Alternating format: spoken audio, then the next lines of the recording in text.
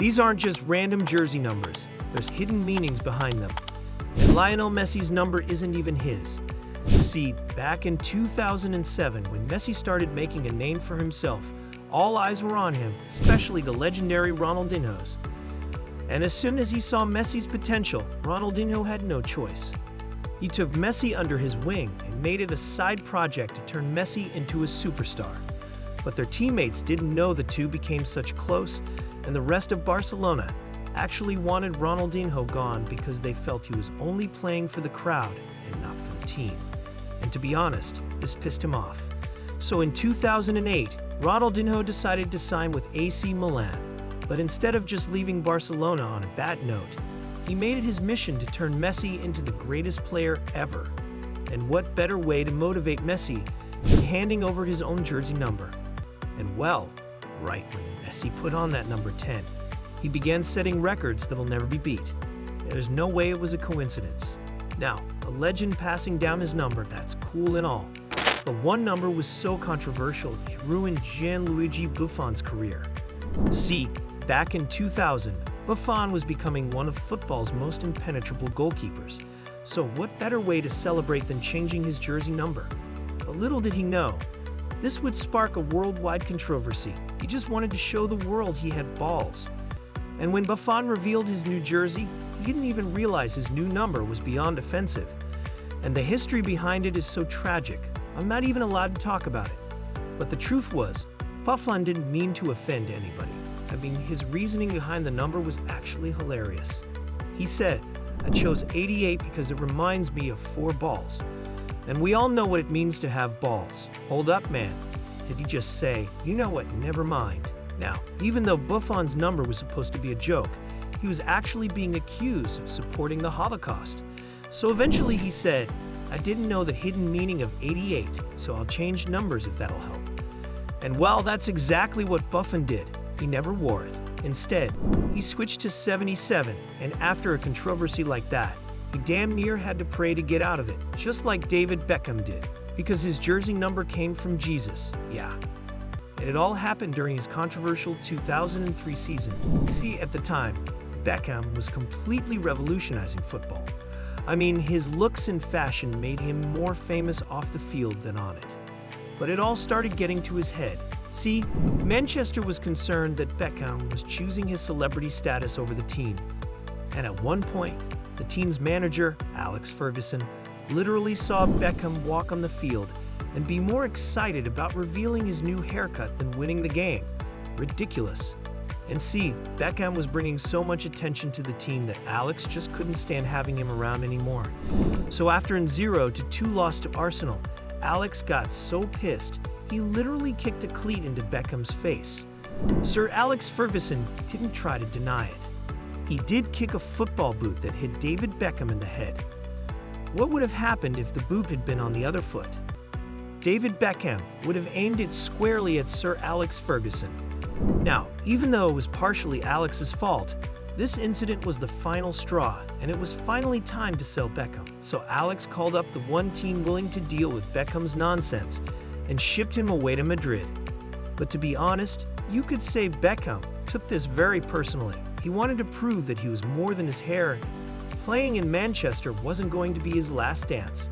So there was only one jersey number he had on his mind, and it was worn by the Black Jesus himself, Michael Jordan. Yeah, and that next year, Beckham put on number 23 to lead Madrid further in Champions League than Manchester, and proved that a jersey number can change your life, like it did for Antoine Griezmann. See, throughout Antoine's childhood, he was counted out whenever teams saw his small frame, and even though he was practicing every single day, teams everywhere rejected him. But deep down, he knew the player he could become. All he needed was a shot. It wasn't until 2005, when he was 14 years old, that he finally got that opportunity. See, his dad was the mayor and used his political influence to get Antoine a spot on their hometown team, the UF Macon. And Antoine knew he couldn't disappoint because he might never get another chance. So when he was scheduled to play against the PSG Youth Academy with scouts watching worldwide, Antoine put on his long sleeve shirt, number 7 jersey, and prepared to leave everything he had on the pitch, because that's what his idol would have wanted him to do. So when Antoine came out, he broke ankles, set up his teammates for goals, and led his team to a dominant victory. And the scouts were speechless, wondering who the hell was number 7. And Antoine admitted he became this great player because he dropped a like and subscribed to the channel. I'm trying to make you become a legend, so what are you doing? Click it. But anyways, Antoine also admitted that I wear the number 7 in long sleeves because I want to be like Beckham. He's the best. Just look at Antoine, man. Imagine he didn't show up in that one game. He would have been heartbroken, just like you're gonna be, after you hear the story of Frankie de Jong's jersey number. And it all started in 1997 when Frankie was born.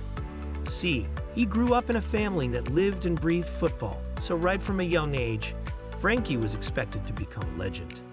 But he was in the right hands because both of his parents played football and his dad was an amateur pro. But it was Frankie's grandpa that influenced him the most. Even though Frankie was only a kid, any time he spent outside of school was training with his grandpa, and Frankie became so great at football, he was already being scouted when he was only 5 years old. Yeah, this kid was insane. But after all, he had dreams of one day playing for Barcelona, so he had a long road ahead. Then from 2004 to 2016, when he played for Willem II and Ajax, Frankie became a worldwide phenomenon, and he was just a step away from accomplishing his dream. So coming into his 21st birthday, he wanted to turn up. He wanted to celebrate big with his family, but as he was getting ready for the day, his phone rang, and Frankie found out his grandpa passed away. Now, he didn't want to believe it. His 21st birthday of all days, Frankie didn't know what to say. But then he thought, would his grandpa want him to be sad and not accomplish the dream they always talked about? Well, since his grandpa dedicated his final years to help him become this star player, Frankie decided to switch his jersey number for him. And he chose to represent the one number that made sense. And Frankie knew there was only one thing left to do.